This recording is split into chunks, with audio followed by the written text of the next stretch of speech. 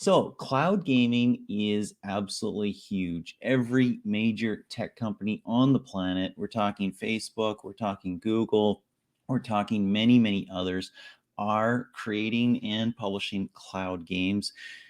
But there's some gaps in the market. And we're talking to somebody who has a very interesting background in gaming, which we'll talk about, and a very interesting new cloud gaming startup that they are releasing.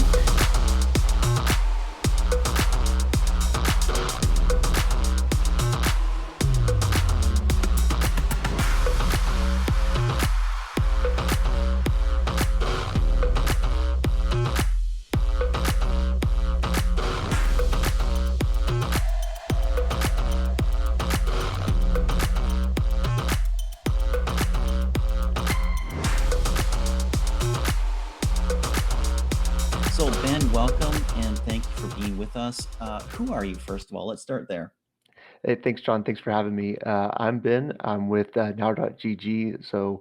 I like to describe my role as anything that makes us money or makes us help game developers be happier. That's my jam. So that's what I do here. Wow. Wow. Okay. Very, very cool. Now.gg is very, very new. Where's it come from? There's a very well known and large company behind it. Tell us a little bit about that. Yeah, now.gg is coming from Bluestacks. We've been in the market for a really long time. We've been using our own internal mobile cloud for the last few years, and we're finally at a place where the technology has actually caught up where we can release this on a global scale and make it viable for folks across the globe. So we're actually spinning this out into its own thing where folks across the globe can put their games on now.gg's cloud and publish a link to their website and let the masses start playing. Amazing. That's quite a revolution. I mean, if you think about the history of mobile games, especially how they started, especially perhaps on iOS, there's one way, there's one Mhm. door, there's Right, one gate, right. and you've got to get through that in order to get your game out there as a developer or to get access to it as somebody playing the game. So, talk a little bit about cloud gaming, how it works, and what the user experience is. Yeah. So when we came up with the idea for now.gg, we really focused in on three words. There's the shareability, accessibility, and the monetization that mobile cloud offers. And so now.gg as a platform as a service, we have the platform allow you to put your mobile games on the cloud, publish the link on your website, and let anybody play. Anybody that is a gamer knows that when we all started out as teenagers, maybe we didn't have the best phones because that's what mom and dad's allowance got us. So some kids across the globe don't have to deal with that. But for the most of us, we always start out with a low end phone, and that's who gamers are, right? We get to playing games when we're young. We slowly get better and better games, but then as we find more and more games that we like to play, and our phone quality increases, well, now we've got all this storage that is taken up with pictures and videos. And while we have a better phone, we actually don't have the storage to be able to play like this really heavy MMORPG or something like that. So then we're faced with, okay, do I delete all my pictures or do I play this game? Okay, maybe I'm not going to delete my pictures. I'll just pass on this game. So both of those are very real issues that a lot of people across the globe are going to face. In some of our research, we found that around 60% of phones that are out there can't handle some of these heavier games. Really beautiful, really great games that everybody would love and play, but their phones just physically can't handle the specs that are required. And another 30 to 35% of gamers that are out there are facing those storage issues where, okay, do I download this awesome new game that just came out? Or do I delete the picture of me and grandma at her 80th birthday party? That's a really tough decision to make for a lot of gamers that are out there, right? So Not having as tough as you would think for some of them. Yeah, well, that's true. Yeah, it depends on how much grandma gave you for your birthday. I think at the end of the day, as gamers, we always want to try the latest and greatest thing. There's always new updates that are coming out for games. There's always things that may interest you when a new character is added, new level, new dungeon boss, or even if it's a hyper casual game, like the latest hyper casual game that comes out. I was sitting next to someone. This was before pandemic happened, but I was sitting next to someone on a train in Tokyo, and I was just watching him play. And he was swiped through 30 different hyper casual games, like on our train ride. He was Are you just kidding exiting. me? Yeah, it was 30 insane. different. Yeah, even though it's a hyper casual game, it still takes a lot of space on your device, right? But being able to just go to a link and start playing that game instantly and swipe back and forth between those games, or play your favorite game on your favorite game developer's website. You don't have to worry about the storage. You don't have to worry about if you have a very low end phone, or if you have Wi-Fi or 5G connection. I think 5G also is going to help out mobile cloud gaming tremendously. But even with where we are right now with our current 4G LTE in most of the globe, it's perfectly acceptable for gaming. Very low latency. It's almost imperceptible. I think that the where technology is right now, it's the perfect time for cloud gaming to come out. So it's a crowded marketplace, as we talked about right off the top. There's a lot of options out there. And if you're a developer, why are you going to choose this one? Why are you going to come to now.gg? What's driving you to do that? Is it easier? Is it better? Is it quicker? What's the scenario here? Yeah, sure. So now.gg is built on Now Cloud OS. It's our own proprietary Android cloud. It's distributed across ARM servers across the globe. We have a global network of servers that enable you, if you're in South Korea, to have a server that's close to you in South Korea. If you're in Brazil, there's a server close to you in Brazil. And that really helps out the latency. And we've designed Now Cloud OS so that it's backward compatible with all the existing Android games that are already out there. You could think that in the future, as more and more folks think about mobile cloud gaming, they can design a native cloud app and use our distributed tech for that. It's not required for anything right now. Like, we're not coming to everybody and saying, "Hey, for AFK Arena, you need to make all these changes to your game." Mhm, Actually, we'll just make the game available at play.afkarena.com. Somebody mhm, can go in and play the existing game that's already out there with minimal changes required. Now, of course, we do have some payments SDK that can be integrated, and so folks can start to realize, not just users playing the cloud and having fun playing the game, but actually start making payments in the cloud. It kind of frees them from any kind of device restrictions as well as store restrictions that are out there. So I think the ease of entry and removing a lot of those barriers, and uh, honestly, like we've been working on this tech for so long that we intuitively understand what it takes to make a game that's mhm. supposed to be played on a smaller screen. You can be playing on a desktop browser, or you can be playing on a mobile phone browser. And for us, like, it's something that we live and breathe every day. So it's very easy for us to come up with something like that. I think that us removing the barrier of entry and making it so easy for folks, both on the game developer side as well as the in gamer, it's lights out. Nobody can touch that. I love the idea because I remember the early days of internet, honestly. So maybe I'm dating myself a little bit there. But you were working and you needed a break. You needed a mental break. And so you needed 5 minutes of fun, right? Mhm. That's all. You needed 5 minutes of fun. And so you went to some website and you played some Galaga type game, or you played some, other like Running Man game or something like that, right? And then Mhm. you went back to your work, and it was easy and it was cool, and that was kind of neat, right off your desktop, worked and everything like that. uh so I look forward to trying it out. What kinds of games will be available right off the top? Is we are officially coming out with 30 games on our launch day. We have another 150 games in the pipeline right now that are somewhere between going live or will be live within the next month. So we have 30 games, and they span the entire range of genres that are out there. We have hardcore RPGs, we have MMOs, we have MOBAs, we have FPS games. Because the latency is so low, and because it works on any device that has a browser, you can start playing the game in the cloud. Mhm. Doesn't matter if it's a hardcore RPG or a FPS game or a hyper casual game. The tech works for all those games, and we have a very wide range of games that are launching with us. Excellent.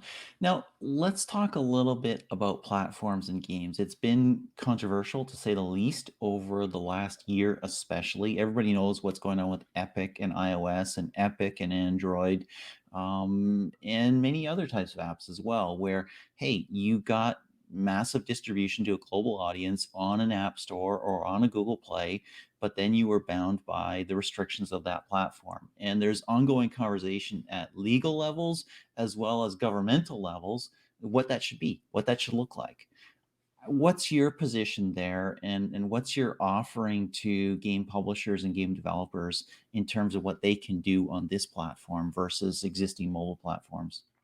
Sure. So I kind of I think we're in that stage where Spotify was back in 2012 or 2013, where they're running around telling everybody, "Hey guys, nobody's gonna be downloading music anymore," and all the executives are pointing their fingers at them and laughing, saying, "No, everybody's gonna be downloading, like streaming. You've got to be kidding me." I think we're at that stage right now where Spotify is running around telling everybody, guys, nobody's going to be downloading songs anymore in mass. They're just going to be streaming. You should work with us. We're kind of at that same stage where we're going around telling everybody, folks, we know what's happening in the gaming market. We've been around the block for a few minutes. We know what's happening with devices. People want to play these games, but they can't actually do it. Here's a solution that is almost frictionless for you to get onto the cloud. It takes you 5 minutes to put a couple CNAME records on your website. So that way you could go to like a play.disneyheroesgame.com and start playing the game instantly. So 5 minutes of some webmaster's time. It probably takes him 3 minutes to remember his GoDaddy password of that 5 minutes. So it takes them 5 minutes to get it on the website. And just like Spotify was telling folks, a few years ago, this is coming, this revolution is coming. I think we're on the precipice of that right now. If you remove the barrier of entry for folks to be able to get their game onto the cloud, um, anybody can do it. It's very accessible for folks. We're very much of the mindset that by making games more accessible and more shareable, m- w- I'm too old for TikTok, but I'm sure that that TikTok is used by lots of folks out there. Everybody shares stuff on social media these days. Sharing a tracking link or going to like um, apps.googleplay.com/1234. That's not a real URL, but like that's not a kind of URL that you would share with your friends on Snapchat or TikTok or something like that.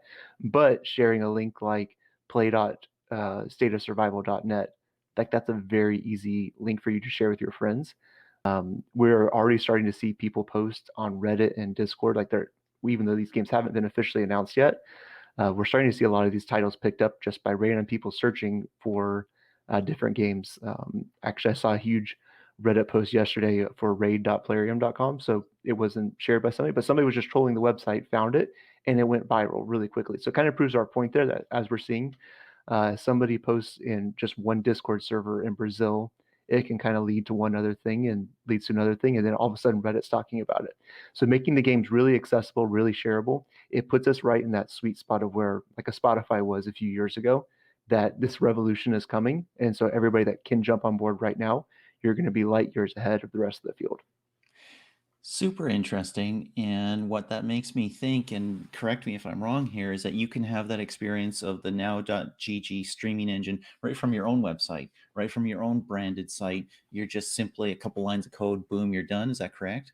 Yes, absolutely. So we've done a lot of work. We're very deeply integrated with folks like Singular. Singular's been an awesome partner with us.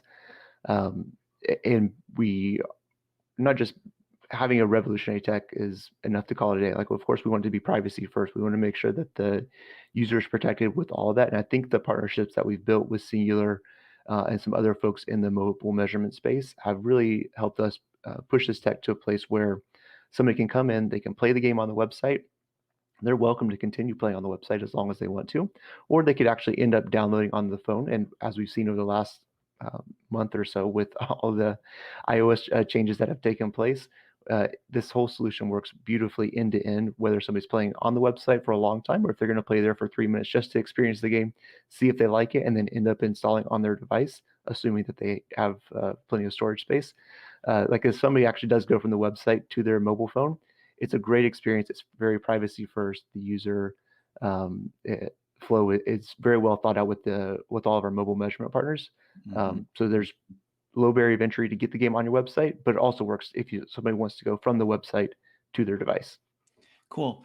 And then I guess still from the developer side, just what's it look like in terms of your payment solution and platform cut, all that stuff that some people are going to be thinking about when they're sort of in the epic situation and wondering, hey, can I do better here? Sure. So I think at the end of the day, it comes down to how many users are playing your game per day. Are you going to have a 10,000 people playing concurrently every day? Are you going to have 1,000 people try out the game real quick and then they go install their device? So we have a range of business models that will work with everybody. If you look at the cloud, it gives us a really easy way to get users playing really quickly. And if the developer wants the game to be played for a long time, we have a business model that can support that. If somebody wants to come in, let's say that you're driving traffic from a social channel directly to the website, letting users experience the game there, and then you do want to push them into installing the device, installing the game on their device. That's a very easy business model for us to support. Like if you do want somebody to play long term in the cloud, we do have a payment SDK that's available. It's really easy to integrate. There's not a ton of code changes required to make that happen. And we've kept the platform fees very, very favorable for the developers. It's not going to be nearly as high as what's on some of the legacy platforms. Because it's a distributed cloud, we're able to keep our costs pretty low, even though it is a cloud technology. We're able to keep our costs very much in check because of the tech that we've built and having a distributed Android across all these different servers across the globe. We're able to keep our costs pretty low, which means much favorable terms for the developer. That makes a lot of sense. Good. Now, I have to ask, and I realize this is going to be a really challenging, and maybe it's a simple no. I don't know. Android is available. Android is at its core open source. What about iOS? What about iOS games? Is that something that would be interesting, or is that totally irrelevant? I mean, because most big games are released on both Android and iOS. Is it not about the platform anymore? It's just about the game. What's the answer there? It's just about the game. So any device, any browser, you can start playing as soon as you get the link. Interesting. So you don't have to think, I have an iOS device, I need to find an iOS app. I have an Android device, I need to find an Android app. It's just what is a cool game and go Yep, play it. exactly. Very, 100%. very, very cool. Excellent. So, what does this do to game publishers and developers over the next couple of years? Does this change their mindset? Do they maybe go cloud first? I mean, you talked about the Spotify, talk about Spotify telling us all, hey, everybody's gonna not download music and just stream it, and everybody said you're crazy. Do you think Mhm. in 2, 3 years we'll think it's kind of odd to actually install a game, install code locally? It's always going to have its place. You're always going to want to have a game on your device at some level. Are you going to want to install every single game to try it out? No, that's not going to happen. Our mission and at our core ethos, we are very much all about connecting the next billion gamers that are out there because we do know it's such a very real challenge for folks that have low end devices or that have a higher end device, but they have less storage available to install every single game that comes out there. So whether it's people that are going to come in and just try out games and decide, okay, actually this is the right game that I want to play, but maybe they get hooked on playing the game, like, oh, I'll just continue playing on the cloud. You can put a simple shortcut on your iPhone's screen, or you can put on your Android phone and just link directly to the cloud there. We're not going to be so bold as to say that nobody's going to install apps anymore, but we are going to say that we do have the ability to connect that next billion gamers that are out there and connect with tons of gamers that would love to play all sorts of types of games, but meet various barriers to actually getting that game installed on their device. I want to talk about geos for a minute because geos is a real challenge, right? I mean, what countries is your app available in? Which boxes do you check? All that stuff when you're talking about an iOS or an Android platform. I see that as well on Amazon. I have a couple books for sale, and like I get 15,000 reports. Well, okay, maybe it's 200, right, from different countries, right, on what's happening, what's going on with those traffic and sales on those. What do geos look like in a cloud gaming reality? How do you deal with that? Is it published once and globally available? What's it look Mhm. like? Yeah, so you're welcome to publish your game to your website, get the game on our now.gg cloud. We publish the link on your website. You're welcome to geolock it or restrict it. As I said at the beginning, we have distributed Android built across this awesome network of ARM servers globally. So we can target somebody that's in Brazil. We can make that available to them, or the same game can be available in Korea or Japan or Taiwan, Germany, doesn't matter where the person is located. They Mhm. can play the game and they can play the game, of course, in their language. So that's no issue. But also, if you want to lock it to a specific region, that's also no problem. Somebody tries to access a game that's targeting Japan, but they're based in the US, they'll just see, sorry, this game's not available in your region. Mhm. So whether it's a global game or a region lock game, we're able to handle both those. I mentioned this in passing earlier, but we do start to see some of these interesting things happening on Discord, for an example, where somebody will share a link to a game that may or may not be available in their region, and all of a sudden, you're putting a message out on Discord and there's 1,000 people online, everybody's going to go check it out like that, right? So we'll Yes. see these huge spikes of people coming in and trying to check out a game. So let's say that you put a game on your website, we only want to target folks in North America. That's totally fine. We're happy to accommodate that. But you are also limiting yourself because we can't control where links go. We Yes. can't control how people discover these links because it is such a very simple link. You're just play.yourgame.com or Yes. cloud.yourgame.com. Anybody can find that. So if you are limiting yourself to only making game available in one region, you're locking out the rest of the world. Hmm. And if that game ends up going viral, you can get a ton of new users for free. I mean, free marketing is the best thing that is, as a user acquisition pro we can hope for, right? Yes. So free virality is something that is very, very much attainable with publishing a very quick link to your website and getting that virality happening and getting that viral loop. That's the best thing that we can hope for. So while it's totally possible to geo-lock it if you want, um, opening it up to the world and letting the world play your game, that's whether you're the UA pro or you're the games PM or the games designer, you want people playing your game. Yeah. Let's talk a little bit about how this changes how people market their games. We've seen a lot of evolution in the games market, right? You've got consoles, which probably it started there, and that's going to continue for some period of time for certain types of games. Although even that market is being disrupted by cloud or trying to be, right? You've got desktop, which has always sort of been there at a low level, but there's some people who swear by that, and I think that most people who are pro gamers, esports types are probably using something like that. But mobile has really taken over as like kind of the default gaming device, right? The default place where I go for the 5 minutes of fun, or even some of the mid-core and more hardcore stuff. Now we've Mhm. got cloud. There's a defined way of marketing a mobile game, which is where a lot of investment has gone. That defined way is changing radically right now because of privacy first measurement that's coming into iOS and is probably coming into Android as well. What does it look like to market a game in the cloud on now.gg? How's it different? And what are the new opportunities? Yeah, I mean, it was really fortuitous timing that all this kind of came together right around the time that every UA pro was scratching their heads saying, okay, what happened to my budget on May 10th? It just completely decimated. I was talking to one person and they saw their CPIs go from 30 cents for this casual game over to $3 in the US. Wow. I mean, that's not a UA cost that anybody can foresee or Not in easily hyper absorb. casual. No, certainly not. I mean, they blew their entire May budget in a single day, and that's something that every UA pro that's listening to this or is reading the article, like it's a very real thing. We all have had to deal with those kind of challenges, and it'll get better over time. Certainly, we'll figure out ways, and the mobile measurement partners out there, everybody is in between is trying to scramble and figure out, okay, how can we actually make privacy first solutions work? And I think cloud plays a very critical and pivotal role here because you can get somebody playing the game on the cloud and it costs very little to get somebody into that. Of course, you can have it for free if you can unlock some of those viral loops and you can have people playing on a very simple link. But you can also send traffic quite cheaply from Facebook or Google or Yandex, Naver, Yahoo Japan, wherever you are trying to drive traffic from, you can drive pretty cheap clicks. You can drive pretty cheap CPM campaigns to the cloud.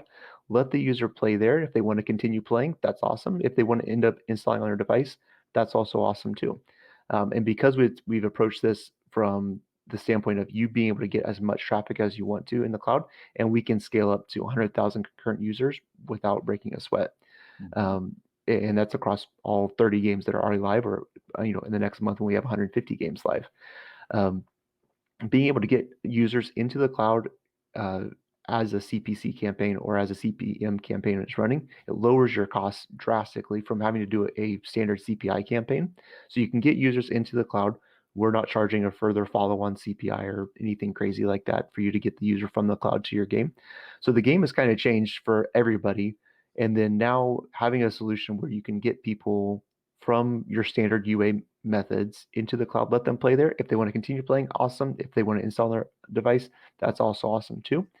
We've made that flow very, very easy. And of course, we've also made sure that it's very privacy first and forward, which is where the world is heading. That is a really, really interesting point. I mean, that's super interesting because CPIs are expensive, but web traffic is cheap. And that's why we've seen this sort of web to app flow kind of Mhm. dominate or start to dominate as from a cost perspective, as well as from a trackability, a measurability perspective in the last few months.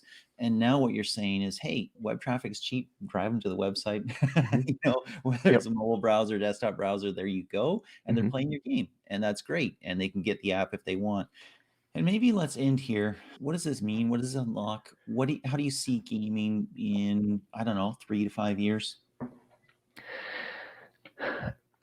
Well, I don't think anybody saw the rise of TikTok come up out of nowhere. So, things like TikTok were come up where people just share things and they share their life or what food they're eating, or they're doing these stupid challenges that are out there that get kids in trouble, right? I don't think anybody could have seen that coming. But what we can see is where gaming is headed, and gaming is it explodes year after year with like these mega hits, these mega IPs that come out, these huge games that, uh, well, are huge in terms of size that you have to install on your device, but huge successes. I mean, Genshin Impact came out, the quickest game to $1 billion, and even for them putting their game on the cloud, it's a very, very viable thing. Even though they made their first $1 billion, now they can make that next $1 billion from their mobile game, putting their game on the cloud. So I think, we can't foresee everything that happens, just like TikTok came up out of nowhere. But what TikTok did is it allows people to see how easy it is to share something. And so as we think about cloud gaming, while it's suitable for any game that comes out, whether it's a huge IP like a Genshin Impact, or even a hyper casual studio that's based in Eastern Europe that wants to start getting more people playing, um, the rise of shareability and making that game accessible so that it can be shared, I think that's where, whether you're a UA pro, or you're a games PM, I mean, you want people to be able to play your game across all devices, so the accessibility is there with the cloud, but then that shareability is there as well. And that's where we are seeing a lot of success right now, whether it's TikTok or Reddit, Snapchat, Discord, all these different places where people are talking and conversing with each other. That shareability factor is just increasing every time somebody posts a link. You start to see these these viral spikes. Excellent. Well, Ben, thank you so much for taking this time. Cool. Thanks, John. It was awesome being here. Appreciate it.